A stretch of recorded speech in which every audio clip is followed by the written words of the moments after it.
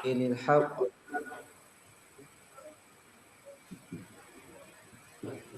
liyudhhirahu 'ala ad-dini kullih walau karihal kafirun walau karihal musyrikun la ilaha illallah wahdahu la syarikalah wa asyhadu anna muhammadan abduhu wa rasuluhu al-mab'uts rahmatan lil alamin. Allahumma salli wa sallim ala sayyidina wa habibina wa syafi'ina wa maulana Muhammad wa ala alihi wa sahbihi ajma'in, amma ba'd.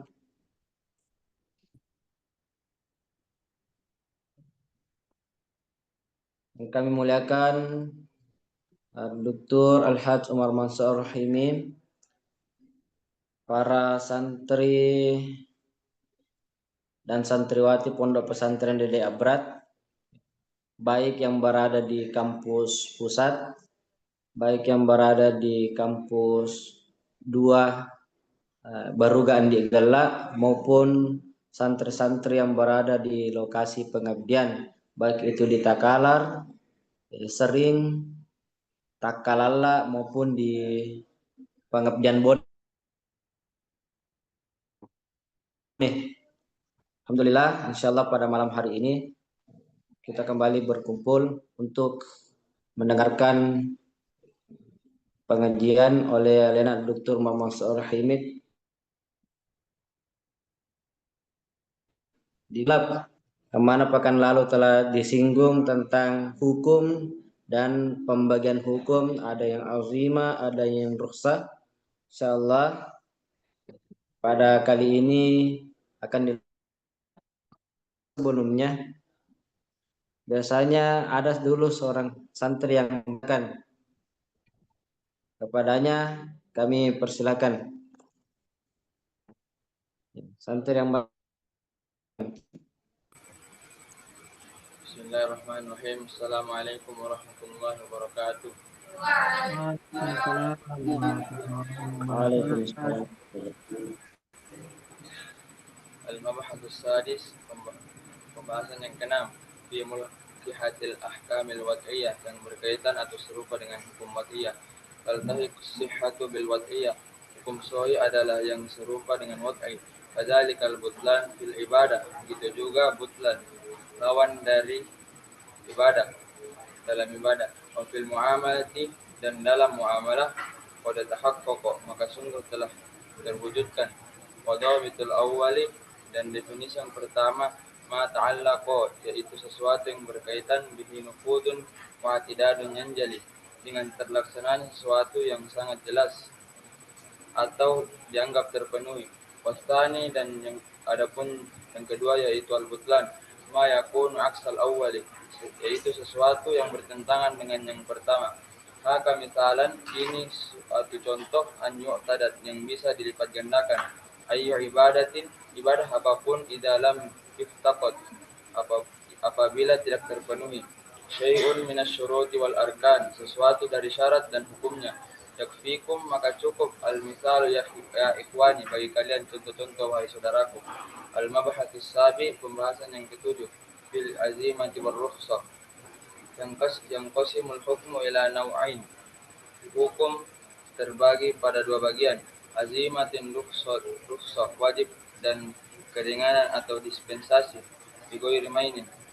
Fa awwalun, maka adapun yang pertama, ma fi ibtida'in syuri'a, sesuatu yang didahului sudah disyariatkan, kas-shalawati, seperti salat, wa zakati, dan zakat, waqa'a, dan terlaksana atau telah terjadi.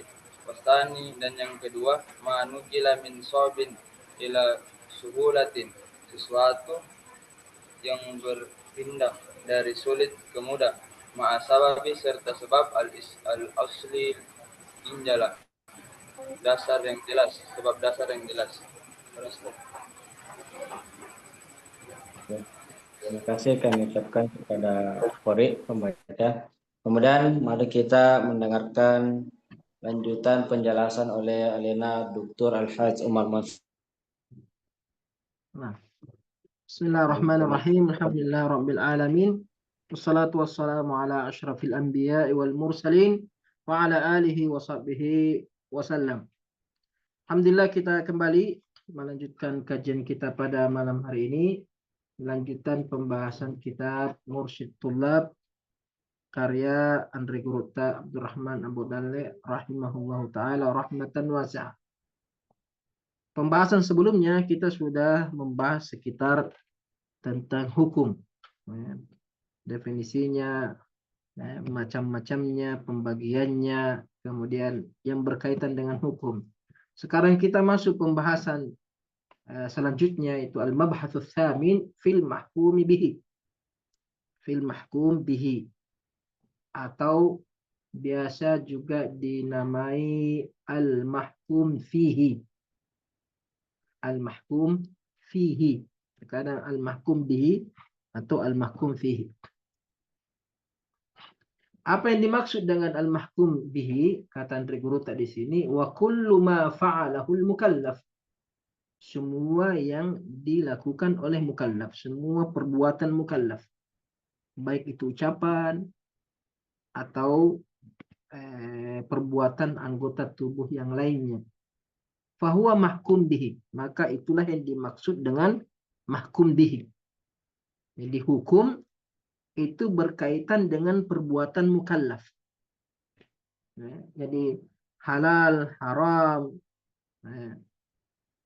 mustahab, makruh, mubah, itu semua hukum yang akan disandarkan kepada perbuatan seorang mukallaf.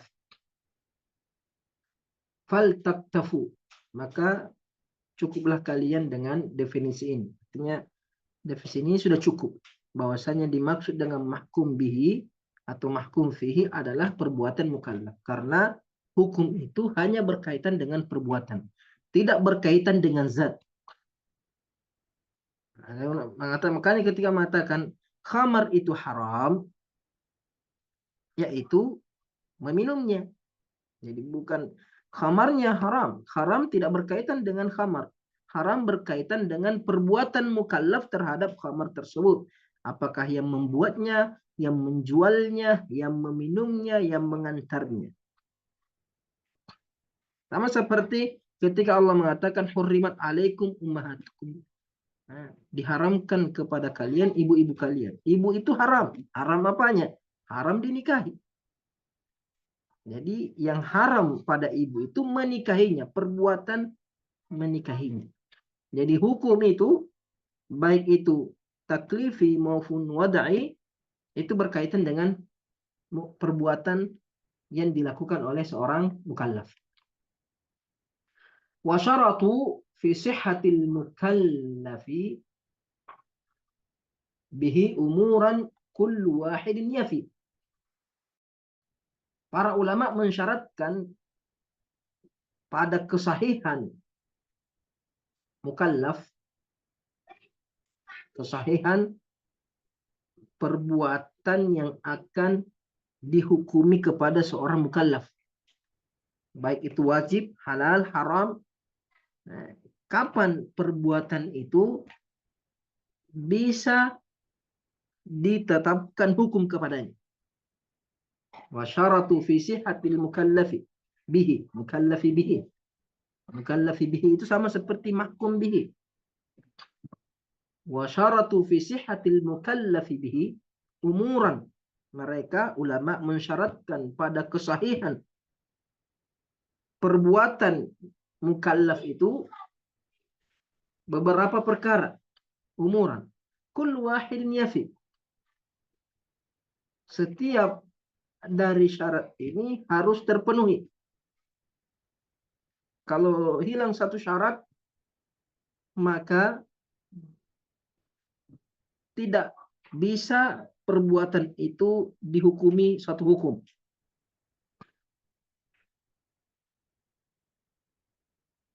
Syarat yang pertama yang disebutkan oleh Andre Gurutta di sini, tamakkunul wuqu'i inda talabi. Tamakkunul wuqu'i inda talabi. Kemampuan melakukan perbuatan tersebut ketika diminta. Artinya ada kemampuan, kudrah, ketika perbuatan itu diminta. Jadi seperti ketika Allah mewajibkan salat, maka kewajiban salat kepada seorang mukallaf itu terjadi, ditetapkan kewajibannya kalau dia mampu melakukan salat.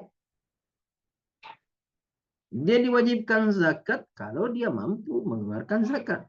Diwajibkan haji kalau dia mampu melakukan haji. Jadi syarat pertama, perbuatan mukallaf bisa diberi suatu hukum kalau perbuatan itu mampu dia lakukan. Nanti kita jelaskan. Wa kaunuhu min kasbil mukhatabi. Kemudian syarat yang kedua, perbuatan itu harus perbuatan si mukallaf, bukan perbuatannya orang lain. Seseorang tidak dihukumi terhadap apa yang dilakukan oleh orang. Wala taziru waziratun wizra ukhra. Wa alaysa lil insani illa ma sa'a. Jadi perbuatan itu adalah perbuatan diri seseorang, diri mukallaf, bukan perbuatannya orang. Dia tidak dihukumi dengan perbuatannya orang. Dia dihukumi dengan perbuatannya dia sendiri. Wa ayyakuna dzalikal mukallafu bihi ladalil mukallifina yu'rafu. Wa ayyakuna dzalikal mukallafu bihi. Mukallafu bihi. Adanya perbuatan itu ladal mukallifina, di sisi orang yang diperintahkan mukallaf, yu'rafu, dia harus tahu. Dia harus tahu hukum tersebut. Artinya sampai kepadanya ilmu. Jadi seorang itu wajib bagi dia sholat kalau dia tahu hukumnya sholat. Tidak bisa kita mewajibkan seseorang kepada sesuatu kalau dia tidak tahu hukumnya. Jadi di sini Andre Guruta menyebutkan 3 syarat. Syarat yang pertama, perbuatan itu harus mampu dilakukan. Kemudian yang kedua, perbuatan itu adalah perbuatan si mukallaf itu sendiri. Kemudian yang ketiga, harus si mukallaf mengetahui hukum tersebut. Mengetahui hukum yang akan dibebankan kepadanya. Ini syarat 3 yang disebutkan oleh Andre Guruta dalam kitabnya ini. Ada syarat lain, tapi saya jelaskan dulu secara singkat 3 syarat tersebut. Jadi yang pertama, syarat yang diwajibkan agar perbuatan itu diberi hukum, ditetapkan hukum padanya. Perbuatan itu, perbuatan seorang mukallaf diberikan hukum, ditetapkan hukum dengan 4 syarat. Nanti kita sebutkan 3, kita tambah 1. Yang pertama, ayyakuna dural mukallaf. Pertama, perbuatan itu harus sesuatu yang mampu dia lakukan. Artinya tidak mungkin Allah memerintahkan sesuatu yang tidak bisa dilakukan oleh seorang manusia. Makanya tidak mungkin Allah memerintahkan seorang manusia itu untuk terbang. Atau melakukan sesuatu yang bukan atau yang tidak sanggup dia lakukan. Makanya seluruh syariat Islam yang Allah perintahkan baik dalam Al-Quran ataupun dalam As-Sunnah, seluruhnya adalah sesuatu yang mampu dilakukan. Semuanya pasti. Salat pasti mampu dilakukan. Puasa, haji, zakat adalah perintah-perintah, begitu juga larangan-larangan yang seorang mukallaf secara umum bisa melakukannya. Secara umum. Salat secara umum manusia bisa kalau dia normal. Kecuali kalau dia sakit. Kalau dia sakit berarti ada rukhsah tadi yang dibahas kita tadi atau pembahasan sebelumnya. Begitu yang puasa. Secara umum manusia bisa berpuasa. Kecuali yang sakit. Atau ada uzur yang membolehkan dia untuk tidak berpuasa. Ini yang pertama, syarat yang pertama. Perbuatan yang diwajibkan atau yang diperintahkan kepada seorang mukallaf harus perbuatan yang mampu dilakukan oleh manusia secara normal, manusia secara umum. Kemudian yang kedua, perbuatan itu harus dari si mukallaf itu sendiri. Tidak mungkin seorang hamba itu dihukumi dengan perbuatan orang lain. Tidak boleh seseorang itu dihukumi dengan sesuatu yang berkaitan dengan perbuatan orang lain. Ya, tentu ini kaidah ada pengecualiannya. Ini secara umum, sama seperti tadi. Nah, secara umum. Ayat tadi saya sebutkan, wala taksibu kullu nafsin illa 'alaiha wala taziru waziratun wizra ukhra. Kecuali kalau perbuatan orang lain itu ada kaitan dengan dirinya. Ada kaitan dengan dirinya. Seperti dia yang mengajari, seperti dia yang menyuruh. Itu ada kaitan dengan dia, bukan dia yang melakukan, tapi dia punya andil dalam perbuatan tersebut. Jelas syarat yang kedua, perbuatan itu adalah perbuatan si mukallaf, bukan perbuatan orang lain. Kemudian yang ketiga, adanya amalan itu, perbuatan itu diketahui oleh si mukallaf. Makanya orang yang jahil, orang yang tidak tahu hukum, itu tidak dihukumi. Jadi ketika orang meminum khamar, dan dia tidak tahu kalau itu adalah khamar, tidak berdosa. Atau dia tidak tahu hukum khamar, maka tidak berdosa. Ada namanya al-uzru bil jahl. Ada uzur bagi orang yang tidak tahu hukum. Umpamanya ada orang sholat tidak pernah berwudu ketika dia sholat, karena dia tidak tahu kalau berwudu itu syarat sahnya sholat, dia tidak tahu, maka dia tidak berdosa, tidak diberi hukum. Dia tidak melakukan sesuatu yang haram. Kenapa? Dia tidak tahu.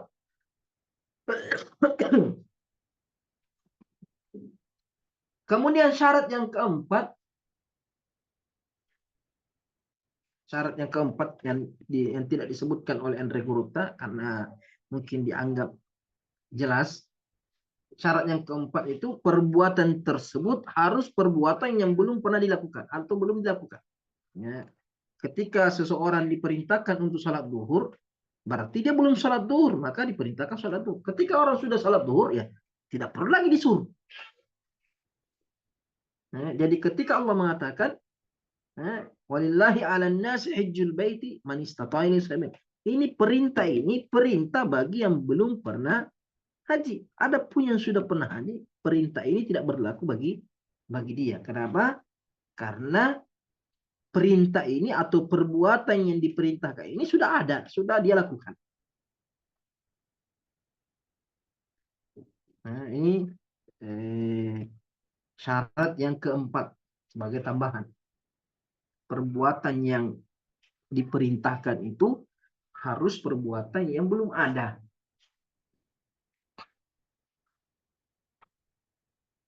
Kemudian ulama juga menyebutkan beberapa perbuatan mukallaf atau jenis-jenis perbuatan mukallaf. Ditinjau dari kepada siapa perbuatan itu disandarkan atau hak yang punya hak dari perbuatan tersebut. Jadi perbuatan mukallaf itu ada beberapa macam. Di sini disebutkan ada 4 macam. Ada 4 jenis perbuatan mukallaf ditinjau dari siapa yang punya hak dari perbuatan tersebut. Berkaitan dengan haknya siapa. Jadi ada yang pertama itu ada perbuatan mukallaf itu merupakan hak mutlak bagi Allah Subhanahu wa taala. Perbuatan itu berkaitan dengan haknya Allah.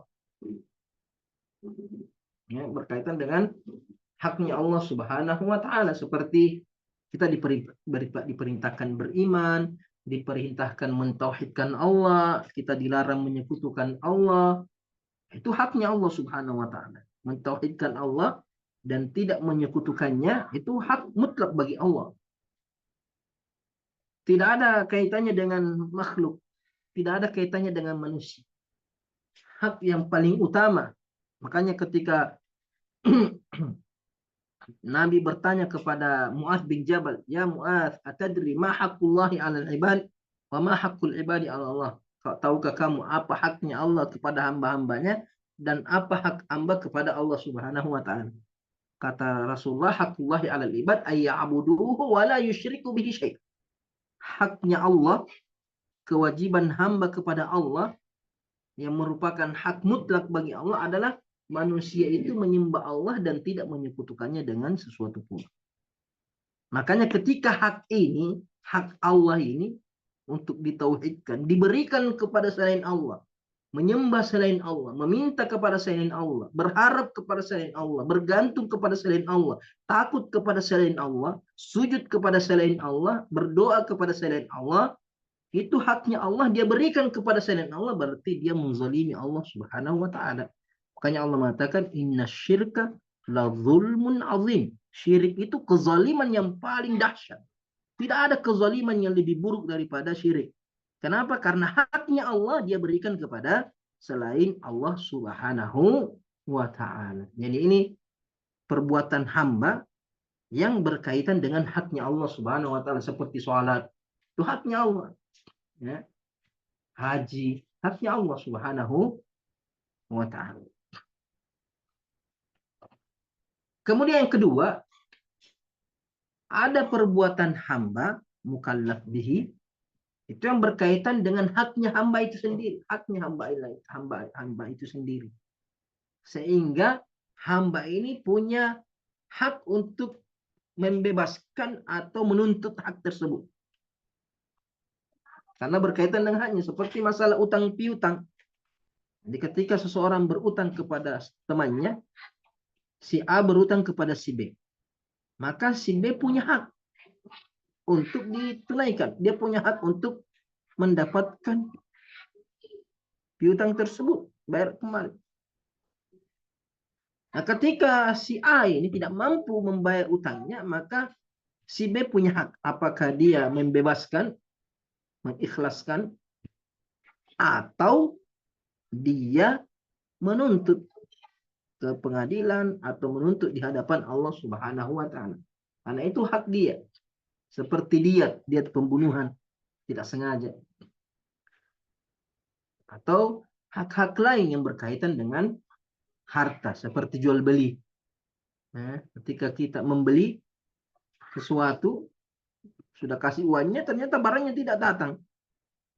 Maka ini kembali kepada si mukallaf. Apakah mau mengikhlaskan atau menuntut? Ini merupakan hak mutlak bagi seorang hamba. Kemudian yang ketiga, jenis perbuatan hamba, jenis perbuatan mukallaf yang ketiga adalah perbuatan yang berkaitan dengan haknya Allah dan haknya hamba. Ini ada dua hak di sini.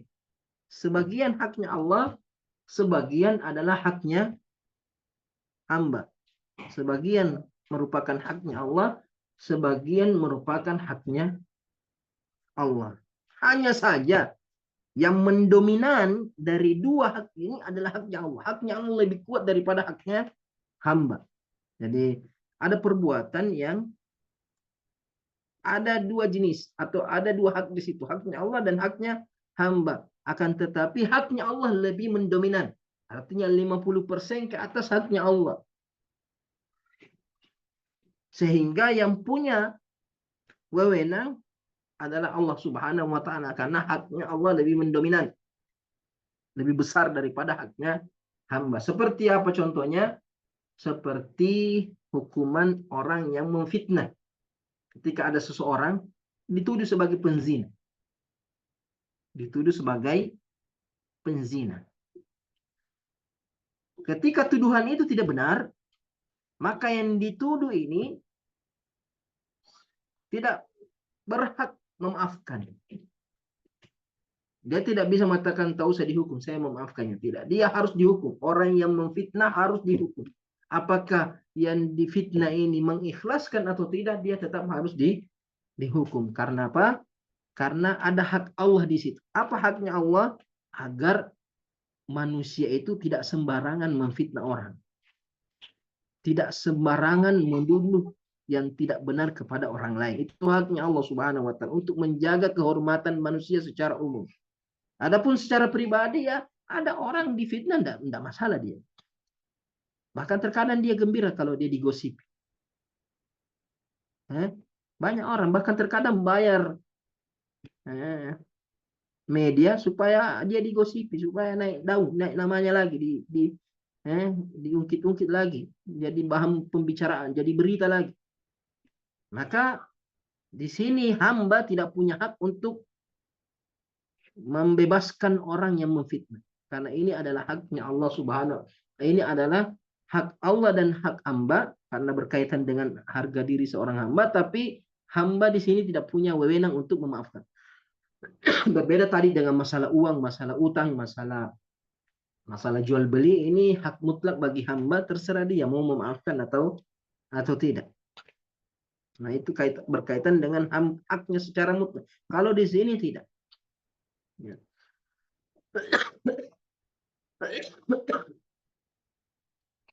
Kemudian yang keempat,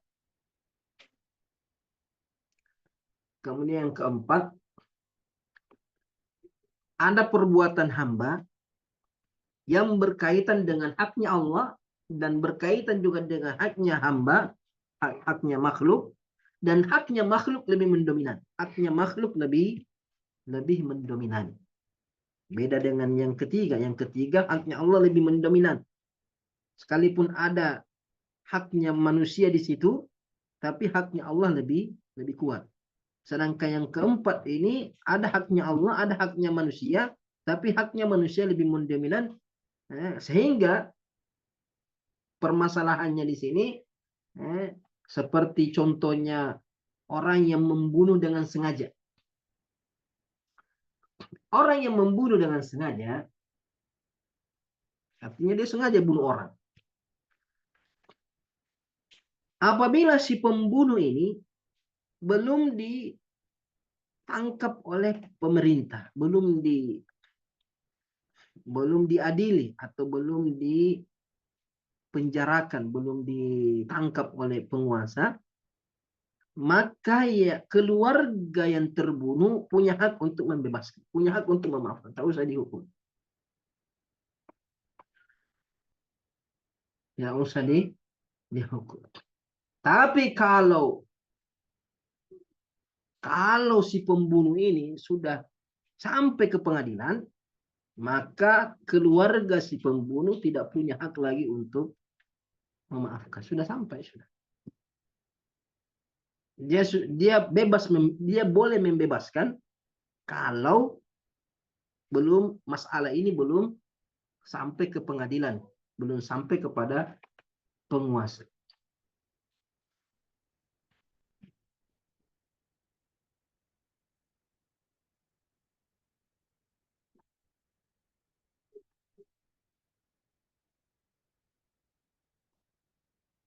Nah, ini perbedaan antara yang ketiga dan yang keempat. Jadi ini empat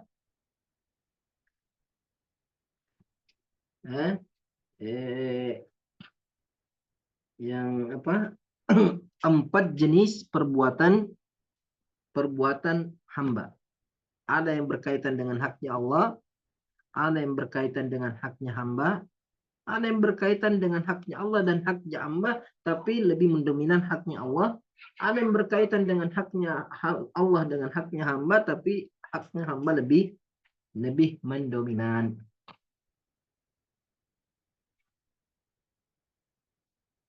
Kemudian kita masuk pembahasan selanjutnya, al-mabhatut tasi'.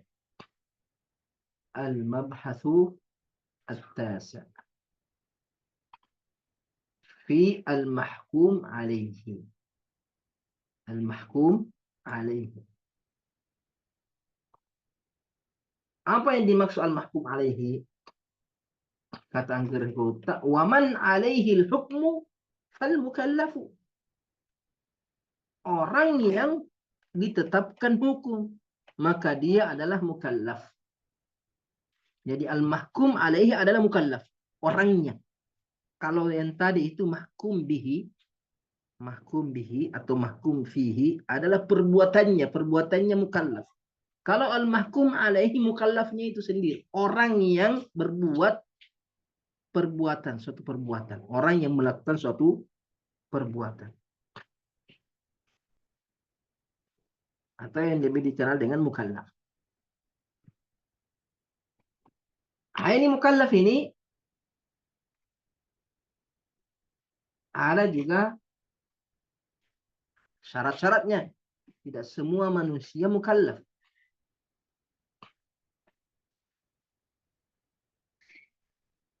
Kata berikutnya di sini taklifuhul fahmu lima yukallaf. Taklifuhu al-fahmu lima yukallaf. Seorang dikatakan mukallaf itu apabila dia memahami apa yang dibebankan kepadanya, apa yang diperintahkan kepadanya. Jadi syaratnya seorang mukallaf itu al-fahm, paham. Dia paham perintah, dia memahami ucapan.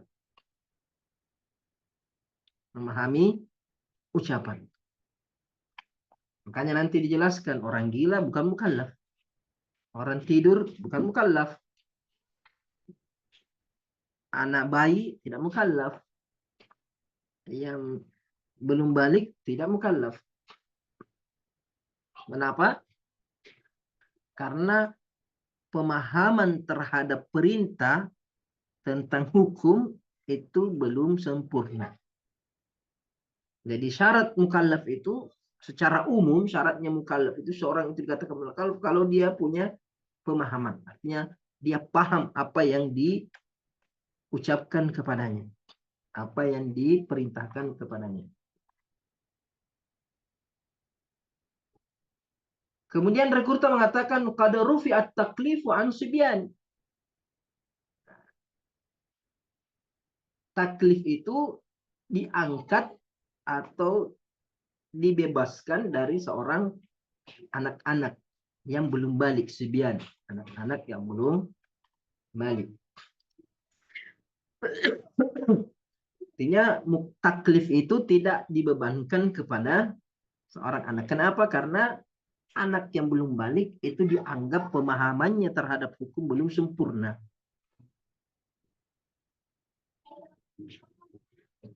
Hanya saja asibyan ini, sibyan, anak yang belum mukallaf itu ada dua.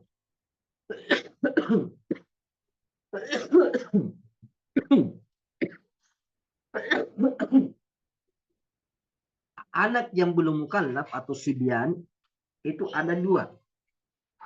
Ada namanya aktif ghair mumayyiz. Anak yang belum mumayyiz, belum bisa membedakan mana A, mana B, mana baik, mana buruk. Belum berakal. Yang kedua, ada anak belum balik, tapi dia sudah mumayyiz. Artinya dia sudah, sebagai ulama kapan dikatakan anak itu mumayyiz? Kalau dia sudah bisa bedakan mana gajah, mana semut. Dia sudah paham ketika dia diajak bicara. Ketika dia disuruh, ketika diperintahkan sesuatu, dia sudah paham apa yang diperintahkan. Dia tidak beda dengan anak yang tidak mumayyiz, lain disuruh, lain dikerja. Disuruh duduk, lari. Disuruh diam, justru tambah bicara. Nah, itu berarti dia tidak mumayyiz.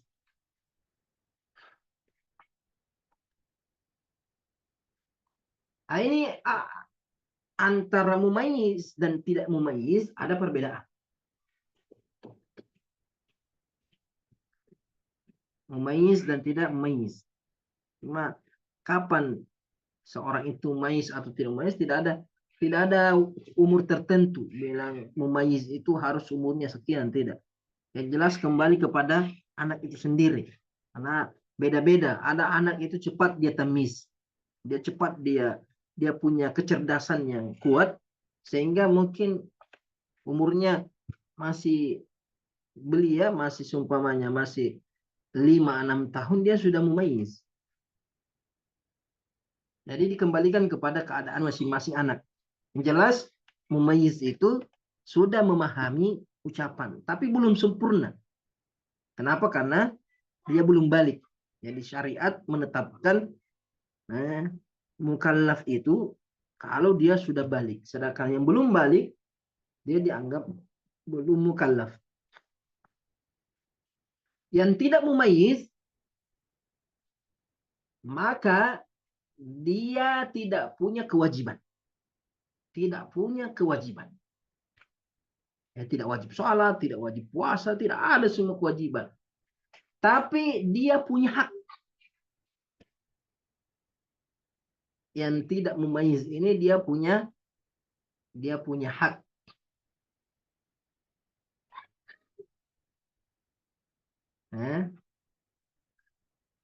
Seperti dia berhak mendapatkan warisan. Sekalipun dia belum mumayyiz, dia dapat warisan. Bahkan yang masih dalam janin saja, dia juga dapat warisan. Kalau dia dibunuh, dia disakiti, dia punya hak untuk menuntut. Orang tuanya bisa menuntut.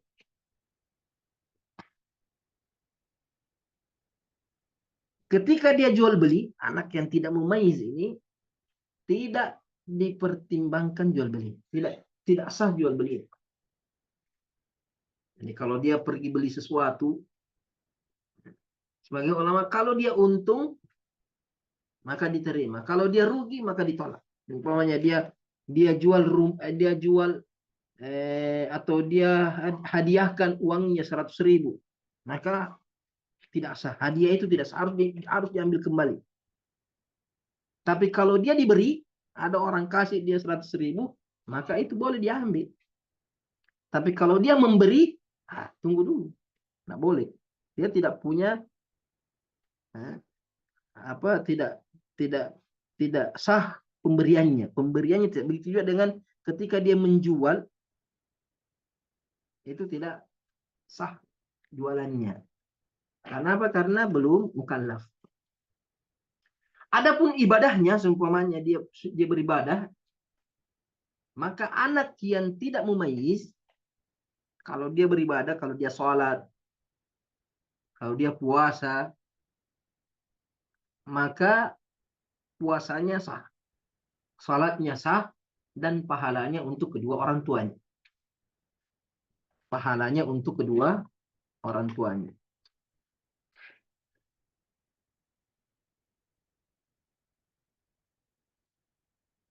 Adapun yang sudah mumayyiz, maka dia sudah diperintahkan untuk beribadah. Sudah diperintahkan untuk beribadah. Sudah ada perintah untuk. Makanya Nabi mengatakan, muru auladakum bisolati wa hum abna'u sab'a. Sudah bisa diperintahkan. Tapi belum bisa dihukum. Artinya kalau dia diperintahkan sholat. Kalau tidak, ya sudah. Dia diperintahkan puasa. Kalau dia tidak puasa, ya sudah, tidak berdosa. Tapi sudah ditujukan kepadanya perintah. Tapi perintahnya belum dalam bentuk kewajiban. Hanya dalam bentuk anjuran. Jadi kalau seumpamanya dia disuruh bersedekah, dan dia sudah boleh jual beli. Sudah boleh jual beli. Tapi itu harus menguntungkan. Tapi kalau dia rugi, maka jual belinya tidak sah. Kalau dia rugi. Atau dia menghibahkan seluruh hartanya, maka itu tidak sah. Ini mumayyiz dan tidak mumayyiz.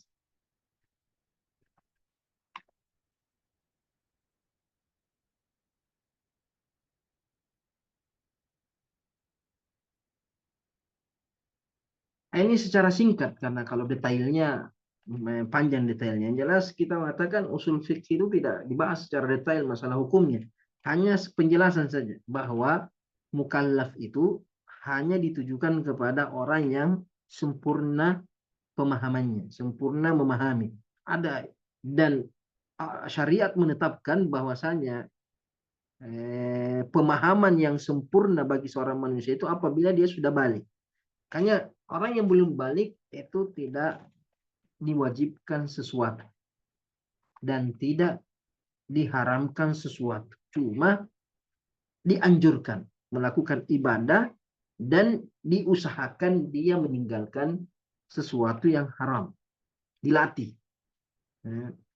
Itu dalam masalah ibadah. Adapun dalam masalah muamalah, jual beli apa semuanya, maka kalau muamalah itu menguntungkan bagi anak yang tidak balik, seperti dia diberi hadiah atau dia diberi warisan atau apa saja yang menguntungkan bagi dia, maka itu diterima, itu sah.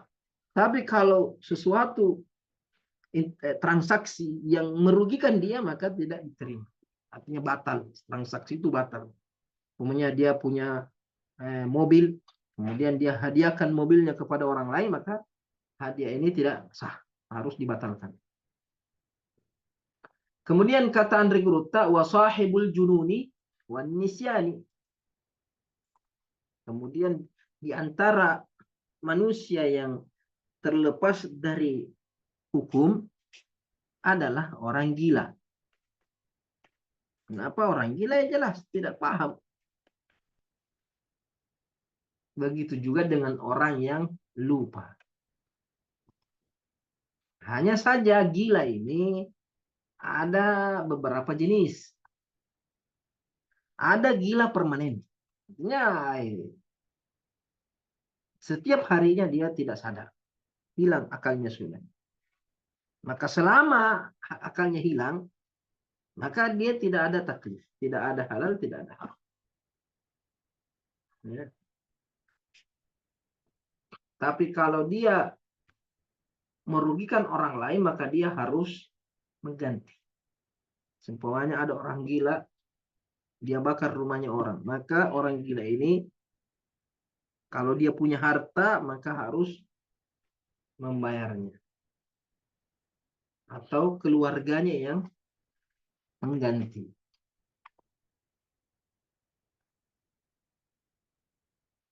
Adapun orang yang gila ada tanda tangan.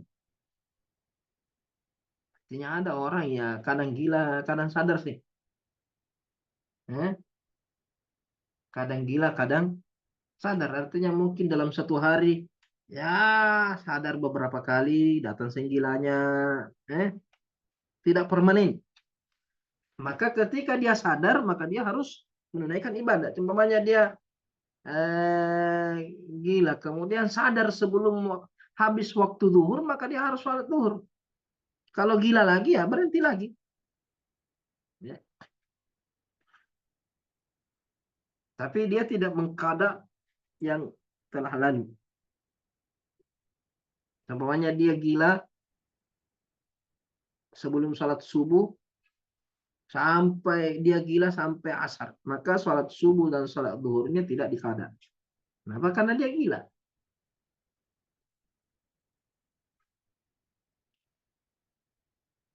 Adapun puasanya, puasa orang gila seperti ini,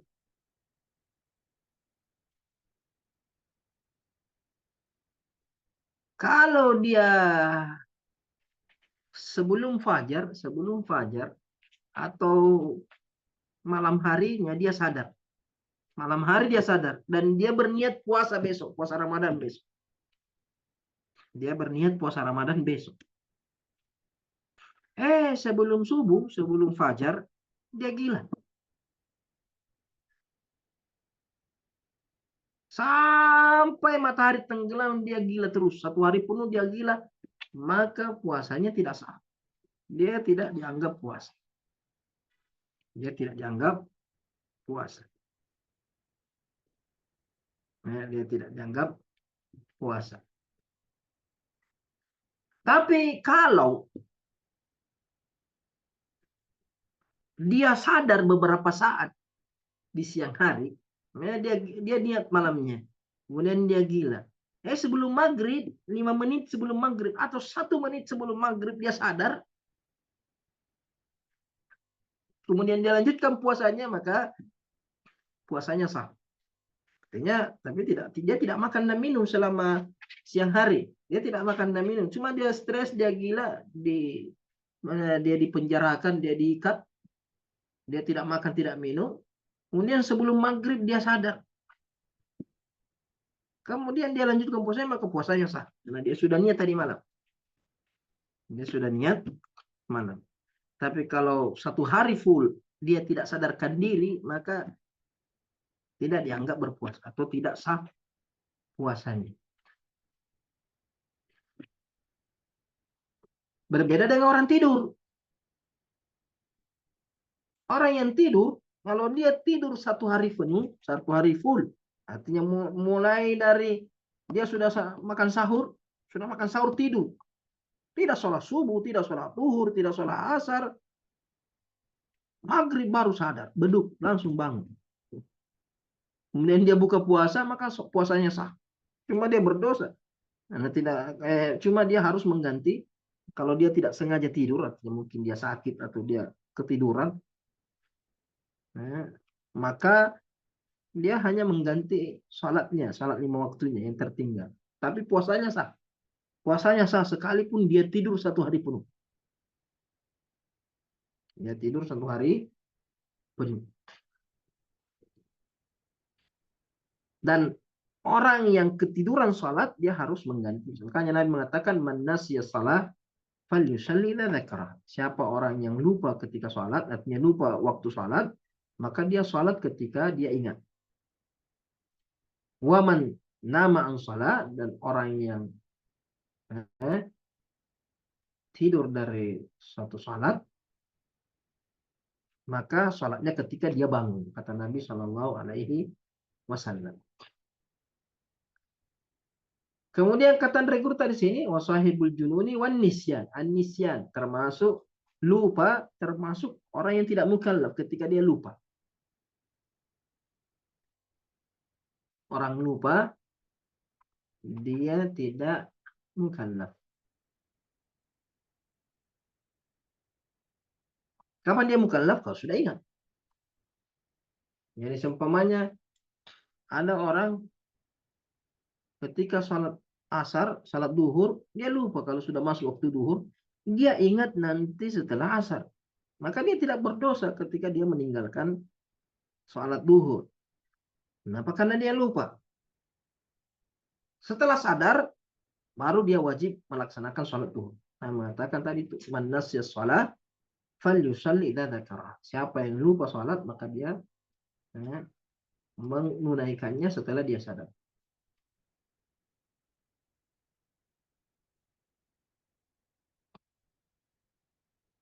Begitu ada yang puasa. Jadi dia sedang berpuasa, makan dan minum lupa, maka puasanya sah. Dia lanjutkan puasanya. Yang penting ketika dia ingat, dia berhenti makan dan berhenti minum. Tapi seumpamanya dia sudah selesai makan, selesai minum, baru orang puasa pada, maka puasanya sah.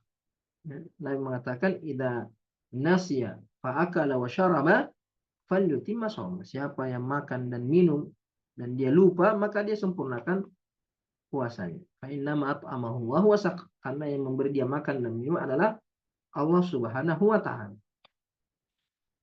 Tapi kalau seumpamanya dia dititipi barang, dan tolong jaga dulu ini motor saya, suruh titip. Tiba-tiba lupa motornya, taruh sembarangan, hilang. Maka dia harus mengganti. Jangan tahu, kok lupa? Nggak bisa. Dia harus mengganti karena dia sudah dititipi barang. Harus mengganti. Dia tidak berdosa. Dia tidak berdosa. Hanya saja dia harus mengganti. Kemudian kata Andre Gruta,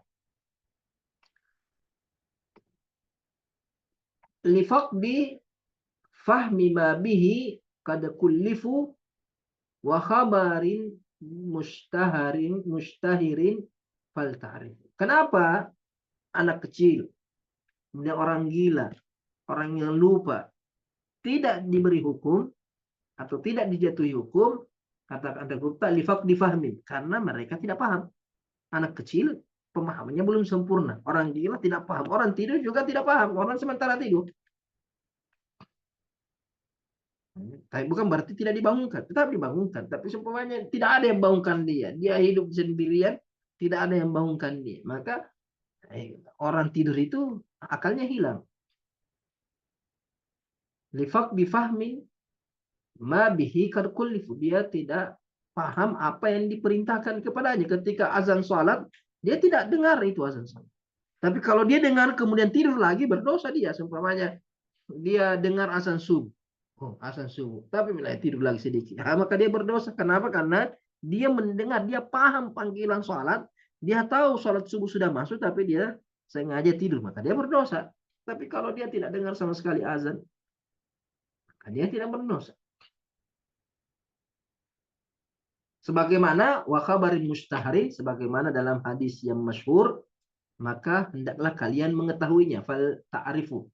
Itu hadis Nabi Shallallahu Alaihi Wasallam yang diriwayatkan oleh Ali bin Abi Thalib. Nabi mengatakan rufi al-qalam an thalath, diangkat pena catatan amalan dari 3 orang. Anin naimi hatta yastayqid, orang tidur sampai bangun. Wa anis sabi hatta yahtalim, anak kecil sampai dia balik. Wa anil majnuni hatta yaqil, orang gila sampai dia berakal.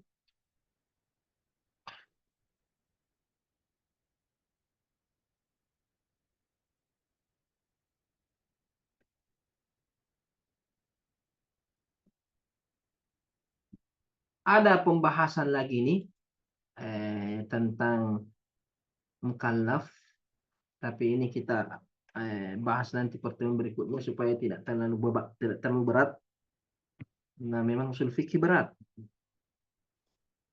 tentang orang kafir itu mukallaf atau tidak, orang kafir itu wajib sholat atau tidak, wajib puasa atau tidak. Nanti kita lihat pertemuan berikutnya insyaallah. Tafadhal, barakallahu fiik.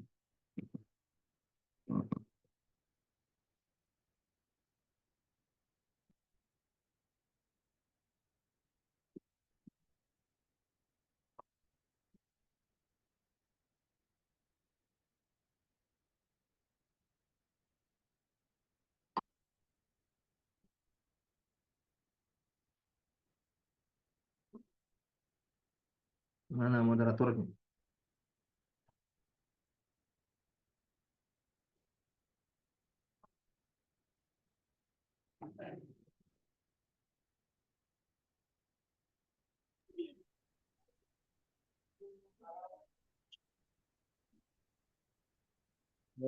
Jaringannya.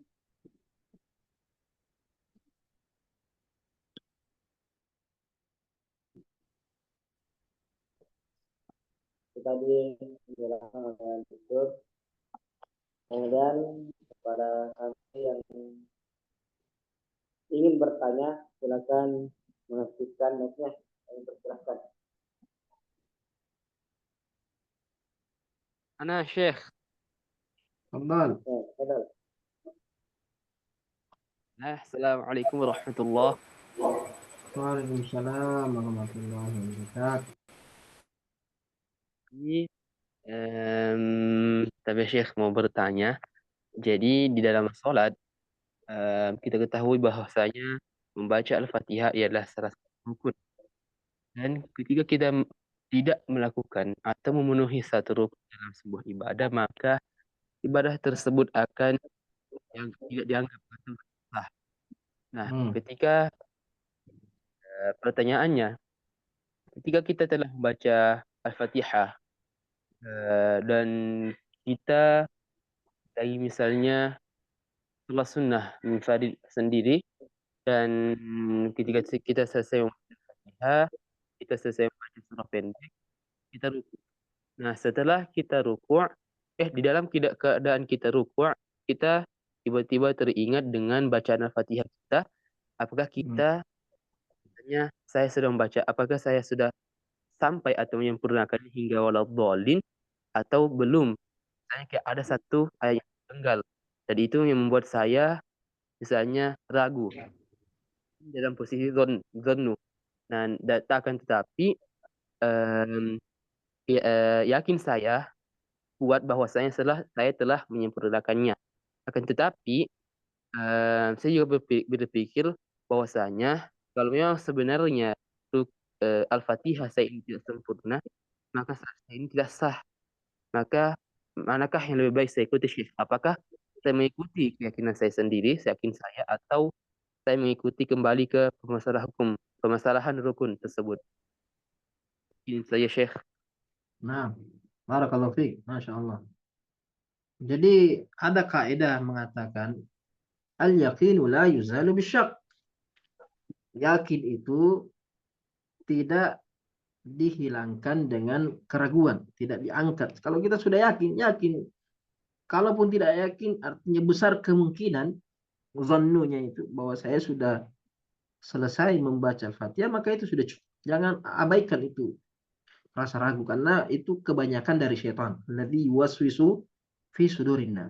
Karena memang syaitan itu memang kerjaannya datang ketika kita sholat, membuat kita ragu dalam sholat. Maka jangan pedulikan keraguan-keraguan dalam sholat. Kalau kita ada kecenderungan bahwa sudah.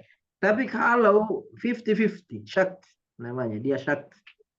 Tidak ada yang dia cenderungkan. Artinya kemungkinan ini, kemungkinan itu. Tidak ada, beda dengan zon. Kalau zon berarti dia besar kemungkinan dia sudah baca. Tapi ini tidak ada yang dia kuatkan. Ketika tidak ada yang dia kuatkan, maka dia kembali ke rukun. Jadi ketika dia ruku, dia kembali berdiri dan membaca surah Al-Fatihah. Tapi kalau seumpamanya dia sudah pindah ke rukun yang baru, artinya mungkin dia sudah sujud, maka dia batalkan satu rakaat. Dia kembali berdiri dan kembali membaca surah Al-Fatihah. Tapi kalau dia sudah di rakaat berikutnya, maka hilangkan satu rakaat. Jadikan rakaat kedua menjadi rakaat pertama. Tapi kalau dia merasa bahwa dia sudah membaca atau besar kemungkinan dia sudah membaca, maka keraguan di sini tidak dipertimbangkan, tidak dipedulikan. Itu wallahu taala a'lam.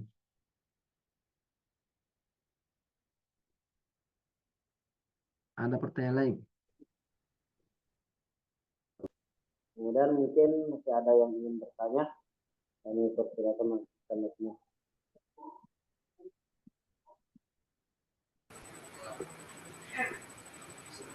Assalamualaikum warahmatullahi wabarakatuh. Waalaikumsalam. Ustaz, ada pertanyaan tapi di luar pembahasan. Apa penjelasan orang munafik yang tidak menepati janjinya? Apa yang dimaksud dengan ciri-ciri orang munafik? Nah, jadi Bismillahirrahmanirrahim. Dalam hadis Nabi Shallallahu Alaihi Wasallam mengatakan ayatul munafiki salasa, ayat atau tanda orang munafik itu ada 3. Di antaranya itu idza wa'ada akhlaf.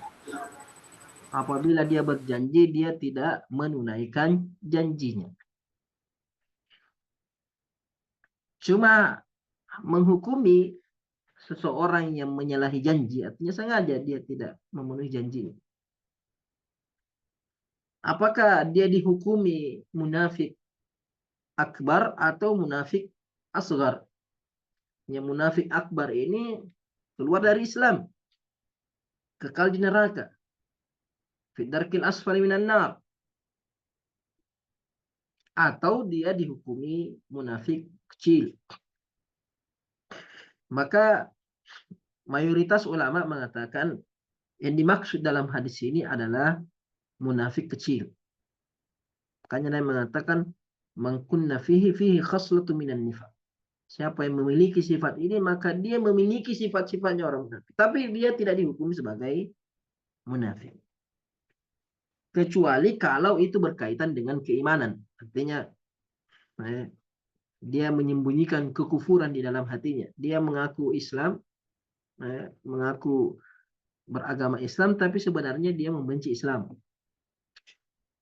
Dia tidak rela masuk ke dalam Islam hanya karena tujuan-tujuan tertentu. Seperti orang-orang zindik, orang-orang yang menampakkan Islam tapi ucapan dan perbuatannya itu bertentangan dengan Islam atau sangat memojokkan Islam. Tapi kalau dia berjanji mengatakan saya akan datang tapi dia tidak datang, saya akan beli tapi dia tidak beli, saya akan beri tapi dia tidak beri, maka ini hanya dosa. Yang mana dosa ini ada bentuk penyerupaan terhadap orang munafik. Hanya menyerupai orang munafik yang sifat dasarnya munafik itu adalah mengkhianati janjinya kepada Allah Subhanahu wa taala. Dia berjanji beriman kepada Allah, tapi sebenarnya dia tidak beriman kepada Allah Subhanahu wa taala. Jadi yang memiliki sifat-sifat ini, jika dia berbicara, dia berdusta, jika dia bermusuhan, dia berbuat curang, ya. Kalau dia dikasih amanah, dia tidak menunaikan amanah, ini semua ulama katakan dosa-dosa besar. Ya. Secara umum dosa besar. Tidak sampai kepada kekufuran, kemunafikan yang keluar dari keislaman. Nah, barakallahu fiik.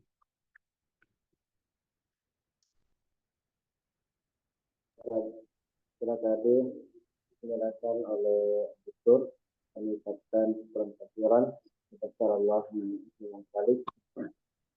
Kemudian mari kita tutup pengajian kita pada malam hari ini dengan bersama-sama mengucapkan doa kafaratul majelis. Subhanakallahumma wa bihamdika asyhadu an la ilaha illa anta astaghfiruka wa atubu ilaik.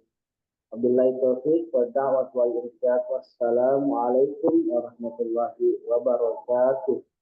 Waalaikumsalam warahmatullahi wabarakatuh.